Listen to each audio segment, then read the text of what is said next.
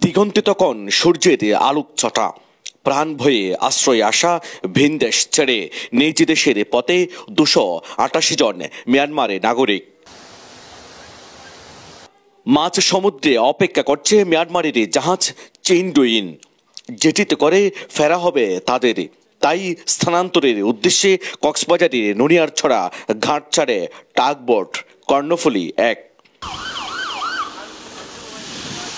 এর আগে ভোর 4:30টায় নাইকংছড়ির বিজিবি স্কুল থেকে 10টি বাসে করে নিয়ে আসার প্রক্রিয়া শুরু হয় আশ্রিতদের।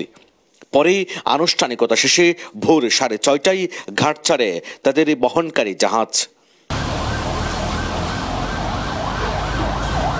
হস্তান্তর কার্যক্রমের সময় উপস্থিত ছিলেন আগের দিন আসা প্রতিনিধি ও মিয়ানমার দূতাবাসের 4 কর্মকর্তা সহ 9 সদস্যের প্রতিনিধি দল।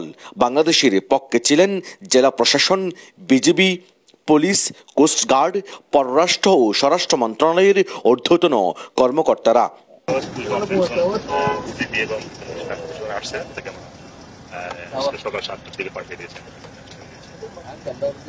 ফেরত যাওয়ার মধ্যে বিদ্রোহী গোষ্ঠীর হামলা থেকে প্রাণে বাঁচতে 11 মার্চ বান্দরবানের নাইকংছড়ির জামছড়ি সীমান্ত দিয়ে প্রথমে অনুপ্রবেশ করে মিয়ানমারের জান্তা ও সীমান্তরক্ষী বাহিনীর 177 জন সদস্য। পরে দফায় দফায় নাইকংছড়ি ও টেকনাফ সীমান্ত দিয়ে আরও 111 জন অনুপ্রবেশ করেছিল। এছাড়াও আছে গেল ফেব্রুয়ারিতে আসা অসুস্থ থাকা আরও 3 জন। বিপদে বন্ধুর পরিচয়।